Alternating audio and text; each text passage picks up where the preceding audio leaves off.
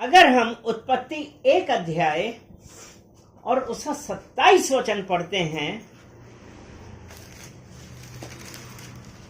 तब परमेश्वर ने मनुष्य को अपने स्वरूप के अनुसार उत्पन्न किया। तब यहाँ पे क्या है?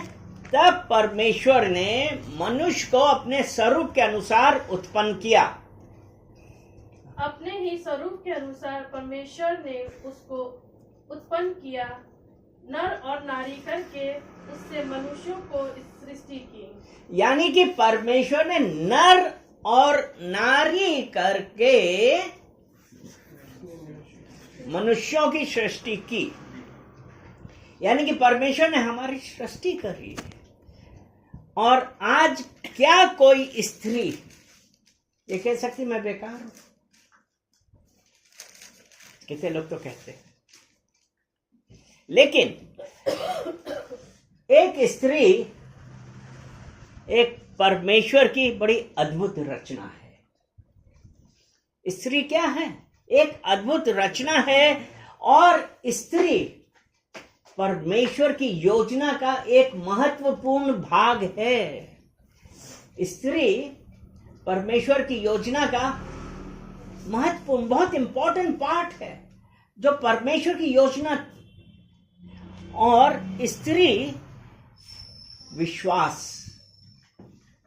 क्या है? स्त्री विश्वास और साहस की शक्तिशाली गवाही है। विश्वास और साहस की, क्योंकि स्त्री क्या है? परमेश्वर की अद्भुत रचना। उत्पत्ति 2 और उसका 18 हम देखते हैं। फिर यहोवा परमेश्वर ने कहा, आदम का अकेला रहना अच्छा नहीं, मैं उसके लिए एक ऐसा सहायक बनाऊंगा जो उससे मेल खाए। यानी कि स्त्री परमेश्वर की अद्भुत रचना है। और फिर यहोवा ने क्या कहा? यहोवा परमेश्वर ने कहा आदम का अकेला रहना अच्छा नहीं है, मैं उसके लिए एक सहायक। तो स्त्री क्या है? एक सहायक है। आज हम में से कितने कहते हैं कि हाँ स्त्री सहायक है? स्त्री सहायक है। हालांकि परमेश्वर के लिए भी और पवित्र आत्मा के लिए भी कहा ना, मैं एक सहायक दे जाता हूं। तो यहां पे जब अगर परमेश्वर ने कहा कि मैं एक सहायक दूंगा, और सहायक का मतलब क्या है? अगर हम ये बोले कि ये हमारा सहायक है, यानी कि ये मेरा हेल्पर है, तो ये क्या कमजोर है? मजबूत सहयोगी है। वो परमेश्वर ने कहा मैं एक सहायक देता हूं जो हमारे साथ सुख दुख में खड़ा रहेगा। क्योंकि ये सहायक शब्द उसके लिए गया है जो शक्ति, सामर्थ्य और संतुलन देता है। आज जब हम एक मनुष्य कहीं पे लड़खड़ाता है तो सहायक उसको सांत्वना देता है। जब उसका पति थक के आता है, सब आता है, तो घर में पत्नी क्या कहती? अरे कोई बात नहीं। क्या किया उसने? सांत्वना दी। और सांत्वना देने से एक मनुष्य के, एक आदमी के जीवन का बहुत सारा बोझा उतर जाता है। इसलिए परमेश्वर ने अद्भुत रचना की है। हम नहीं समझ सकते हैं, क्योंकि वो परमेश्वर की अद्भुत रचना, वो आदर और सम्मान के योग्य है। आज हम कितना आदर सम्मान दे रहे हैं। और परमेश्वर ने क्या किया? परमेश्वर ने स्त्रियों के द्वारा महान काम किए हैं, महान कार्य किए हैं। परमेश्वर ने स्त्री को विशेष उद्देश्य से बनाया है। परमेश्वर स्त्रियों के द्वारा महान कार्य करता है। और एक धर्मी स्त्री पीढ़ियां बदल सकती है। एक धर्मी स्त्री पीढ़ियां बदल सकती है। क्योंकि जब परमेश्वर ने स्त्री को उद्देश्य के साथ बनाया, यानी कि उसको एक पुरुष का सहायक बनाया है। यह एक परमेश्वर का उद्देश्य है ना, कि वो अकेला ना रहे। परमेश्वर ने क्या कहा? 2 के 18, उत्पत्ति 2 के 18 में क्या है? आदम का अकेला रहना अच्छा नहीं। हैं? आदम का अकेला रहना आदम का अकेला रहना अच्छा नहीं है। एक उद्देश्य था तो उसने एक सहायक दिया। और परमेश्वर स्त्रियों के द्वारा महान कार्य करता है। आज हम में से कितनों को पता है कि परमेश्वर स्त्रियों के द्वारा महान कार्य करता है? एस्थर के बारे में कितना जानते हैं? एस्थर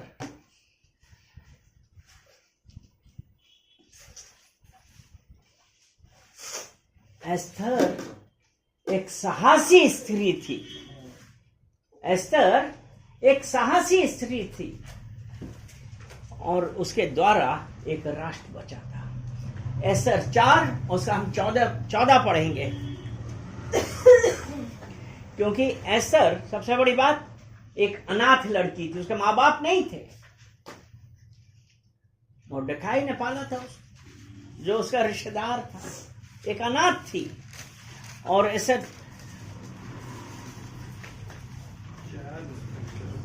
4:14, क्योंकि परमेश्वर ने उस अनाथ लड़की को रानी बनाया। क्योंकि परमेश्वर का एक उद्देश्य था।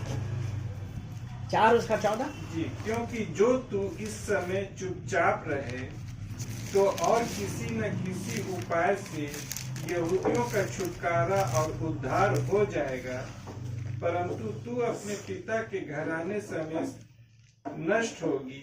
क्या जाने तुझे ऐसे ही कठिन समय के लिए राजपद मिल गया। तो यहाँ पे क्या हुआ कि जब उसके लोगों के लिए हम पढ़े फिर से। हाँ, क्योंकि जो उसने ये चाहता था, क्योंकि एस्थर का जो रिश्तेदार था वो हामान को कोई इज्जत नहीं देता था। इज्जत नहीं देता था। वो वहीं पे बैठा रहता था, लेकिन वो सर नहीं झुकाता था। तो उसने क्या प्लान किया? सब यहूदियों का नाश कर देगा। जब उसको ये बात पता चली तो उसने एस्थर से क्या कहा था? क्या कहा था? पढ़ो 14। क्योंकि जो तू इस समय चुपचाप रहे, इस समय तू जो चुपचाप रहे तो और किसी न किसी उपाय से यहूदियों का छुटकारा और उद्धार हो जाएगा, परंतु तू अपने पिता के घराने समेत नष्ट हो जाएगी। क्या जाने तुझे ऐसे ही कठिन समय के लिए राजपद मिल गया। जो वो साहस की थी। तो एस्थर ने क्या कहा? क्योंकि जब उसके लोगों के ऊपर संकट आया तो उसने क्या किया? क्योंकि राजा के पास अगर कोई ऐसा ही जाता था, राजा उसको मार देता था। लेकिन जब उसके लोगों के ऊपर संकट आया तो उसने अपने जीवन की परवाह नहीं करी और वो सीधा राजा के पास गई। वो गई राजा के पास और राजा से उसने लिखाया, क्योंकि वो परमेश्वर का प्लान था। उसने हिम्मत करी, कहती है मैं मरती हूं तो मर जाऊं, यदि मैं नाश होती हूं तो हो जाऊं। उसने चिंता नहीं करी और उसकी वजह से पूरा राष्ट्र बच गया, सब यहूदी बच गए। और उसके विरोध में जो हामान था उसको लटका दिया गया। आज हमारे अंदर साहस हो। तो जो बाइबल में आज जब महिला दिवस है तो हमको एक पता होना चाहिए कि एक महिला परमेश्वर का एक विशेष उद्देश्य से बनाई गई, तो उसने एक पूरे राष्ट्र को बचाया। एक वो साहसी स्त्री थी। परमेश्वर कभी कभी परमेश्वर आपको उस स्थान पर रखता है जहां आप किसी की जिंदगी बदल सकते हैं। हालेलुया। दूसरा है मरियम। मरियम के बारे में क्या जानते हैं? मरियम कौन थी? यीशु की माँ हैं? जोर से बोले हैं, मरियम कौन थी? इसमें कोई शक नहीं। लेकिन मरियम आज्ञाकारी स्त्री थी। क्योंकि हम लूका 1 उसका 38 देखते हैं। Luke chapter 1 verse 38।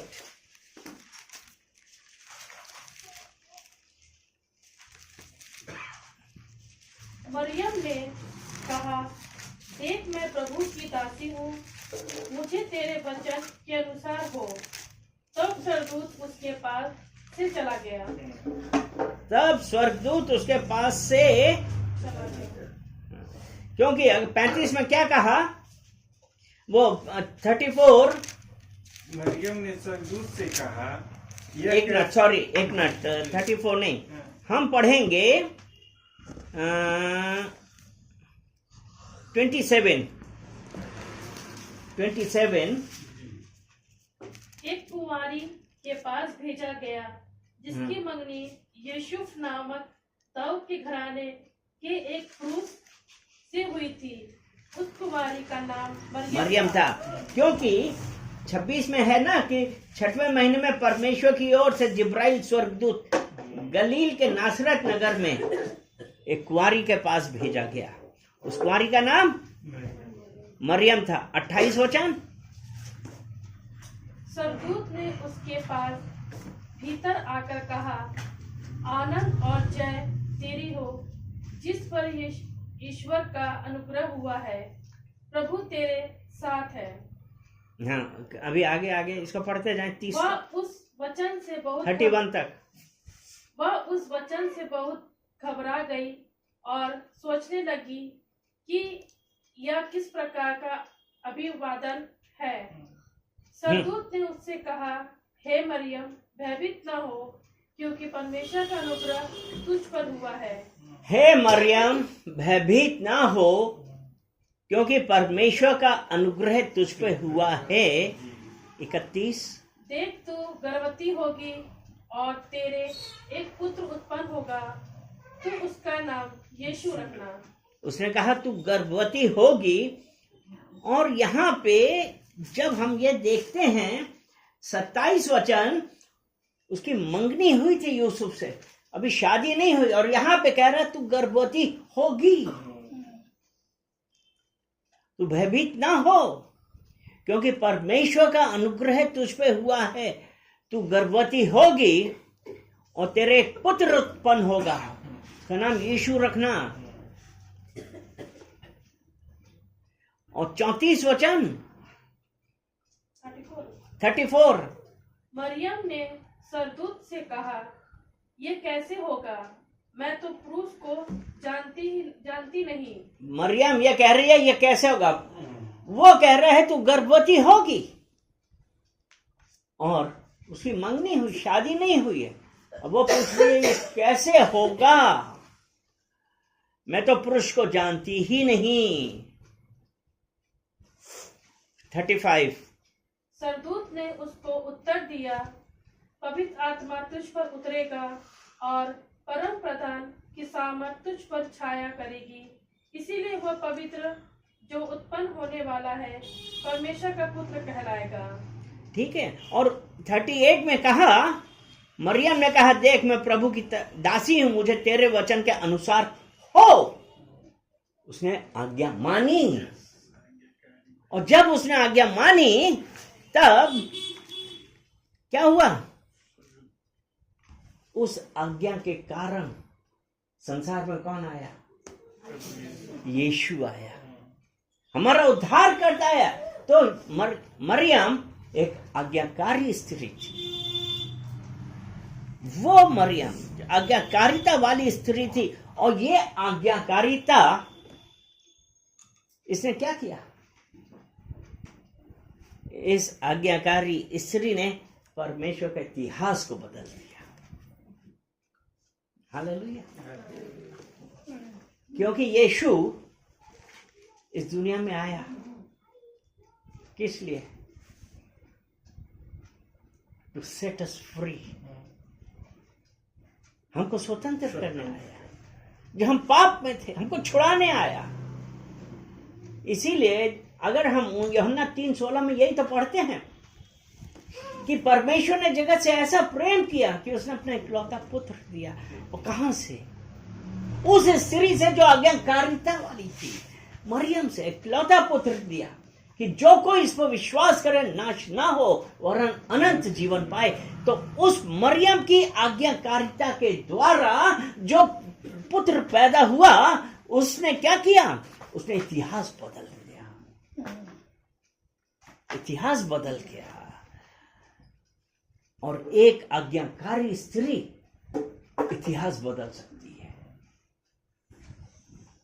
आज जब हम ये सुन रहे हैं, अब हमको ये देखना है कि हमारे अंदर किस प्रकार का चेंज है, क्या हम महसूस कर रहे हैं।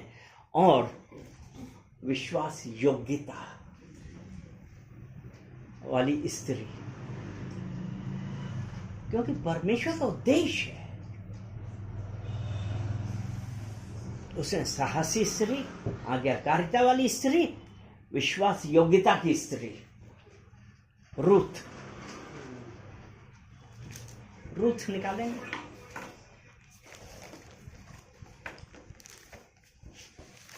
छठा अध्याय,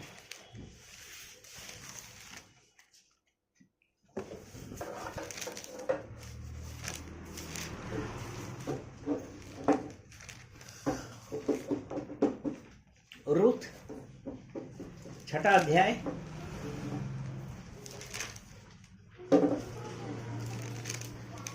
16 वचन।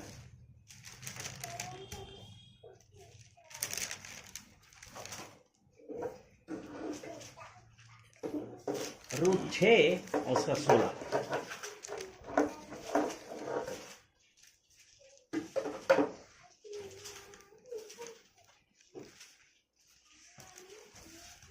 निकाला रूथ में है? 4 चैप्टर है। वो रूथ 1 उसका 16। अच्छा अच्छा, हम क्या कह रहे थे? 4 का नहीं 1 16। रूथ 1 उसका 16। अच्छा हम क्या 6 कह रहे थे? 1 उसका 16। रूथ बोली, तू मुझसे यह विनती ना कर कि मुझे त्याग व छोड़कर लौट जा, क्योंकि जिधर तू जाए उधर मैं भी जाऊंगी, जहाँ तू टिके वहाँ मैं भी टिकूंगी। तेरे लोग मेरे लोग होंगे, तेरा परमेश्वर मेरा परमेश्वर होगा। यानी कि यहाँ पे नौमी पति भी मर गया, बच्चे भी मर गए, दोनों बहुएं बची, ओपरा और रूथ। जहाँ तू मरेगी नहीं, ये दोनों बची। तो उसने क्या कहा था कि तुम लोग अपने अपने घर चली जाओ, कि तुम अपने अपने घर चली जाओ।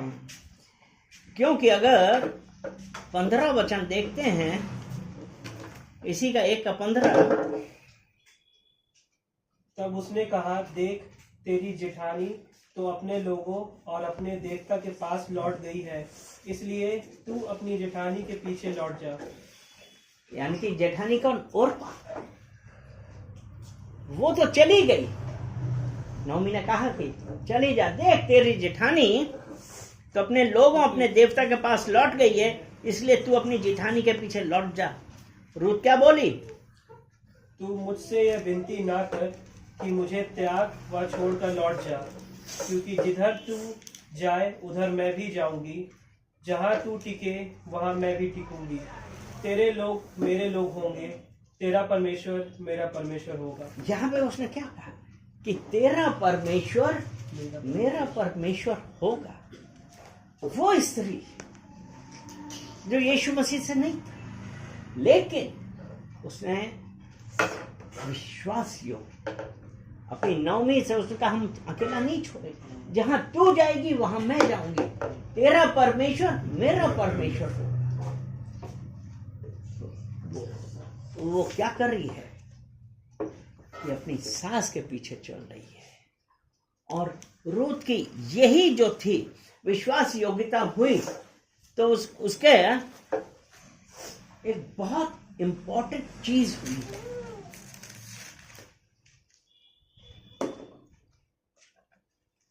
क्या इंपॉर्टेंट चीज हुई है? रूथ यीशु मसीह की वंशावली का हिस्सा बनी। यीशु क्या बनी? रूथ। क्योंकि यहाँ 4 में जब हम देखते हैं ना,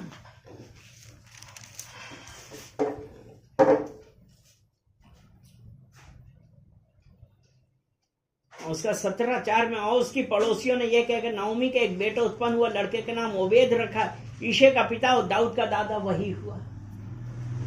उसके आगे जब हम पढ़ते हैं ना, पेरेस की वंशावली, पेरेस से हिस्रोन, हिस्रोन से राम, राम से अमीनादाब, अमीनादाब से नहशोन, नहशोन से सलमोन, और सलमोन से बोआज, और बोआज से ओबेद, और ओबेद से ईशे, और ईशे से दाऊद उत्पन्न हुआ, और दाऊद के घराने से यीशु।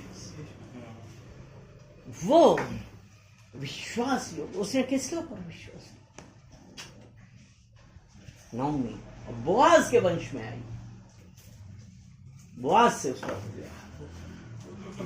तो वो परमेश्वर वफादारी कभी भी अनदेखी नहीं करता है। अगर हम परमेश्वर के प्रति वफादार हैं, वो अनदेखी नहीं करेगा। जिस प्रकार रूथ उसके पीछे चली, यीशु की वंशावली का हिस्सा बनी। यीशु ने सबसे बड़ी, और पुराने नियम में क्या था? स्त्रियों को कोई सम्मान नहीं दिया जाता था, लेकिन यीशु ने क्या किया? स्त्रियों का सम्मान किया। यीशु ने स्त्रियों का सम्मान किया। सामरी स्त्री, यूहन्ना 4 में दिया है,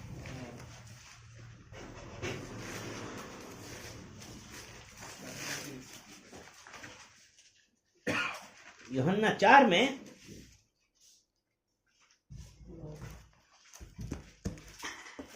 और 4 उसका 7 हम देखते हैं। यानी कि उस वक्त वो लोग तो बात भी नहीं करना चाहते थे। सामरी लोगों से बात नहीं करते थे। 7 इतने में एक सामरी स्त्री जल भरने आई। यीशु ने उससे कहा, मुझे पानी पिला। यानी कि यीशु ने उससे बात कर रही है और कह रहा है कि मुझे पानी पिला। और 9 वचन, उस सामरी स्त्री ने उससे कहा, तू यहूदी होकर मुझ सामरी स्त्री से पानी क्यों मांगता है? यानी कि उस सामरी स्त्री ने कहा,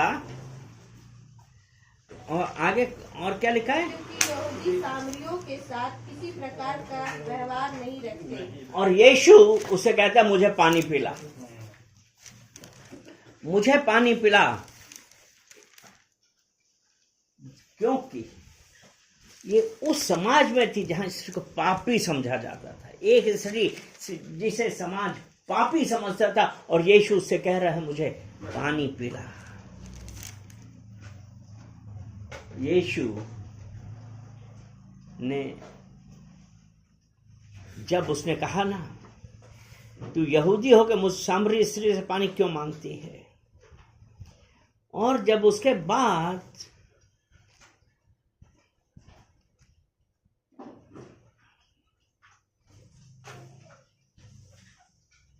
यीशु ने 10 वचन देखें। यीशु ने उत्तर दिया, यदि तू परमेश्वर के वरदान को जानती और ये भी जानती कि वो फल कौन सा है, तो वह कौन है? हाँ वो कौन है जो तुझसे कहता है, मुझे पानी पिला, हाँ, तो तू उससे मांगती और वो तुझे जीवन का जल देता। यीशु मसीह उसे कह रहा है कि यदि तू उसे मांगती तो वो तुझे जीवन का जल देता। तो यहाँ कहती, तेरे पास कुछ है ही नहीं जल भरने के लिए, तू जीवन का जल कैसे देता? और 15 वचन पढ़ें। स्त्री ने उससे कहा, हे प्रभु, वो जल मुझे दे, ताकि मैं प्यासी ना हूँ और न जल भरने को इतनी दूर आऊं। क्योंकि यीशु ने कहा था ना यीशु ने कि प्यासा नहीं रहा, और ये तो वो कहती है कि हमको दे दे, मैं प्यासी ना रहूं और जल भरने के लिए इतनी दूर ना आऊं। 16 वचन में उसने कहा, यीशु ने क्या कहा? यीशु ने उससे कहा, जा अपने पति को यहाँ बुला ला। यस। स्त्री ने उत्तर दिया, मैं बिना पति की हूँ। यीशु ने उससे कहा, तू ठीक कहती है, मैं बिना पति की हूँ, क्योंकि तू 5 पति कर चुकी है, और जिसके पास तू अब है वो भी तेरा पति नहीं। यानी कि वो परमेश्वर उस सामरी स्त्री जिससे ये लोग कोई व्यवहार नहीं रखते थे, एक पापी स्त्री, उससे बात कर रहे हैं जिससे लोग बात करना पसंद नहीं करते हैं। लेकिन यीशु ने स्त्रियों को सम्मान दिया, और उस स्त्री ने क्या किया? यीशु ने क्या कहा? जाके अपने पति को बुला। उसके बाद बतलाया कि 5 पति तो पहले ही कर चुके, अब जिसके साथ रहती वो तेरा पति नहीं है। और उस सामरी स्त्री ने उसके बाद क्या किया कि सामरी जाके शहर में जाके क्या कहने लगी? बातें करी, उसने यीशु को पहचाना, और फिर जाके शहर में जाके कहने लगी, देखो देखो, एक व्यक्ति को देखो जिसने मेरे बारे में सब कुछ बता दिया है। उसने सब कुछ बता दिया है। और जब उस सामरी स्त्री ने जाके लोगों को बताया, तो क्या हुआ उसके बाद? नगर से निकल के उसके पास आने लगे हैं? नगर से निकल के उसके पास आने लगे। लोग उसके पास आने लगे। यानी कि सामरी स्त्री का यहाँ पे रोल क्या हुआ? Salvation preaching. हैं? Salvation preaching. सामरी स्त्री एक इवेंजलिस्ट बन गई, प्रचारक।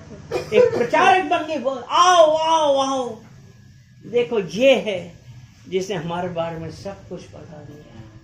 जो लोग स्त्रियों से बात करना पसंद नहीं करते थे, यीशु ने उससे बात करी। आज हम क्या कर रहे हैं? जब यीशु क्रूस पे थे तब क्या हुआ था? सब लोग भाग गए, सब लोग भाग गए। लेकिन कौन था वहां पे? एक स्त्री थी। लेकिन उससे पहले सामरी स्त्री का बतला क्या है कि जब उसे माना तो वो स्त्री जीवन बदल सकती है। और फिर क्रूस में सब लोग भाग गए, लेकिन मरियम मैगदलिनी वहीं पे थी, मैगदलीना। क्योंकि स्त्रियां वहां पे खड़ी हुई। पुरुष मेरे ख्याल से सब भाग गए थे, स्त्रियां खड़ी हुई। और सबसे पहले पुनरुत्थान का संदेश देने वाली मैरी मैगदलीनी, क्योंकि यूहन्ना 20 और उसका 18 जब हम देखते हैं तो उसमें ऐसा लिखा है, मरियम मगदलीनी ने जाकर चेलों को बताया, मैंने प्रभु को देखा, उसने मुझसे बात की। यानी कि पुनरुत्थान का संदेश किसके द्वारा आया? एक स्त्री के द्वारा। स्त्री एक अद्भुत रचना है, क्योंकि एक धर्मी स्त्री परिवार को बदल सकती है। एक धर्मी स्त्री परिवार को बदल सकती है। नीति वचन 14 उसका पहला वचन।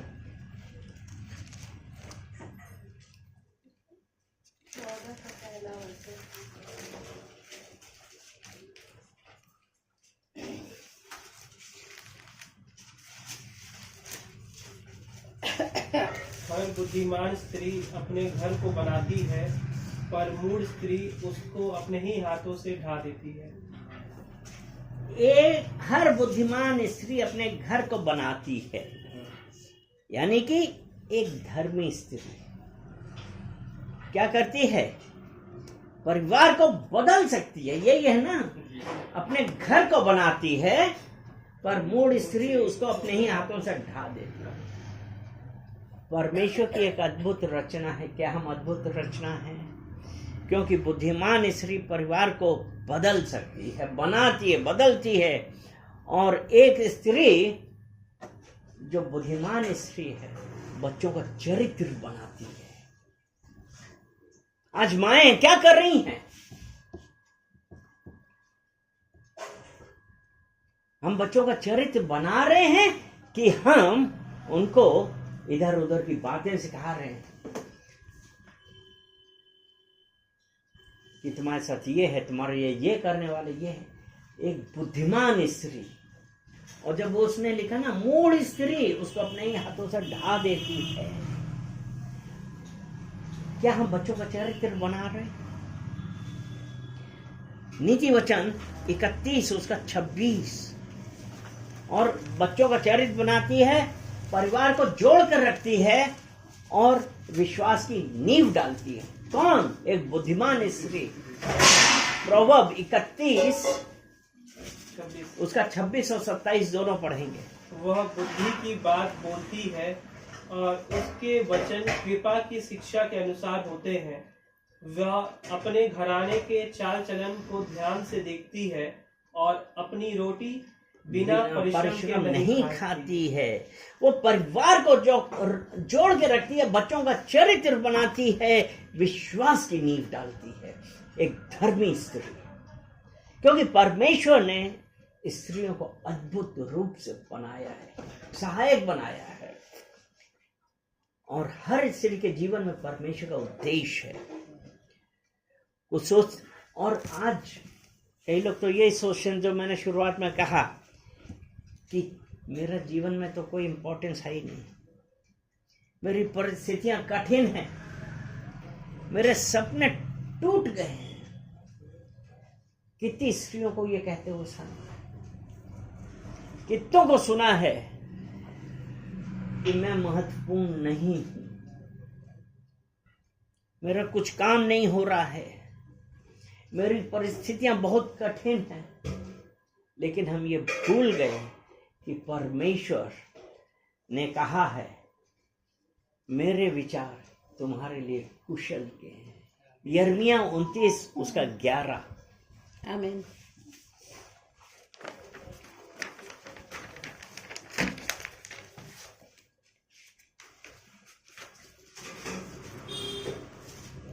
यिर्मयाह 29 वर्स 11।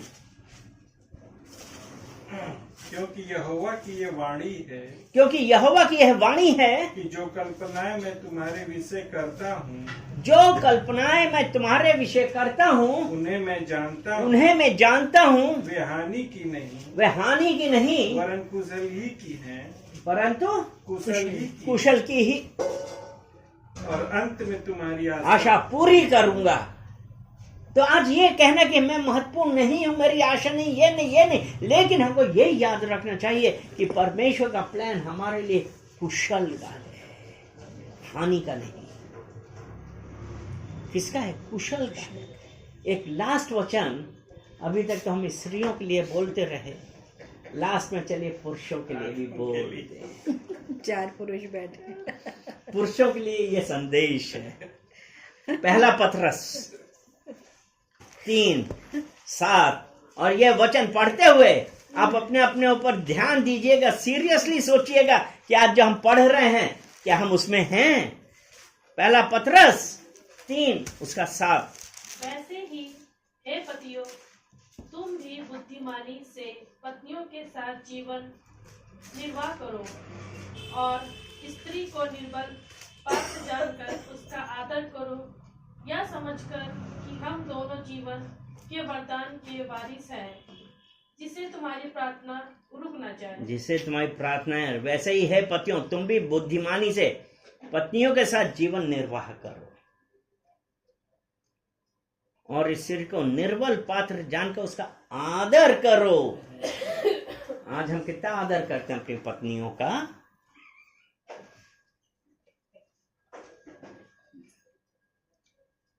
इसलिए जो सबसे बड़ी बात है ना, ये समझकर कि हम दोनों जीवन के वरदान के वारिस हैं, जिससे तुम्हारी प्रार्थनाएं रुक ना जाएं। प्रार्थनाएं रुक ना जाएं। पति कह रहे हैं हम तो प्रार्थना कर रहे हैं, जवाब नहीं आ रहा। क्योंकि मैं सोचने का विषय है कि हम स्त्री को किस हिसाब से ट्रीट कर रहे हैं। जहां स्त्री का सम्मान है वहां परिवार मजबूत होता है, समाज स्वस्थ होता है, परमेश्वर की आशीष आती है। स्त्री कमजोरी नहीं बल्कि परमेश्वर की आशीष का स्रोत है, आमीन। कमजोर नहीं है। तो इसलिए हे पुरुषों, स्त्रियों का आदर करना सीखो। स्त्रियों में माँ, बहन, बेटी सब आ गई। माँ, बहन, बेटी, दादी, नानी, सब कल से कह रही सास, ससुर, सास, साली, सब आ गई। सम्मान करो, सम्मान करो, सम्मान करो। आमीन। यहाँ पे स्त्री कहा है, उसने ये नहीं कहा कि माँ का या बीवी का। स्त्री मतलब सब है। Weaker point. हर एक स्त्री का सम्मान करो। हमारे जीवन में तो कोई पुरुष ये नहीं कहेगा कि हमारी प्रार्थनाएं क्यों नहीं सुनी जा रही। स्त्री का सम्मान करें। आज के दिन जब इंटरनेशनल वुमेन्स डे है, तो आज एक पुरुष होने के नाते हमको भी ये कहना है कि मैं अपनी वाइफ का, अपने बच्चों का अपनी और बहू इस का, बहू का, कांग्रीगेशन की सब महिलाओं कांग्रीगेशन की सब स्त्रियों का और जो भी हैं उन सब का हम सम्मान करेंगे।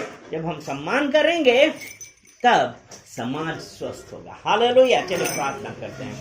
धन्यवाद, धन्यवाद, धन्यवाद। पिता परमेश्वर, हम आपका धन्यवाद करते हैं। सारा आदर महिमा हम आपको देते हैं। असंभव को संभव बनाने वाले परमेश्वर, हम आपका धन्यवाद करते हैं। पिता परमेश्वर, हम प्रार्थना करते हैं एक एक जन के लिए। पिता परमेश्वर, आपने स्त्री को बनाया है। पिता परमेश्वर, प्रार्थना करते हैं प्रत्येक कि पिता परमेश्वर आप अपने राज्य के लिए उनको बहुत याद में प्रयोग करें। पिता परमेश्वर, एक एक जन को छुइए पिता परमेश्वर। और जिस किसी के पास कोई भी प्रॉब्लम है पिता परमेश्वर, आपने कहा है मैं तेरे साथ हूँ। पिता परमेश्वर, हम धन्यवाद देते हैं और हर पुरुष के लिए भी प्रार्थना करते हैं कि पिता परमेश्वर वो अपना मन बदलें और स्त्री को निर्बल प्राणी जानकर उसके ऊपर दोष ना लगाएं।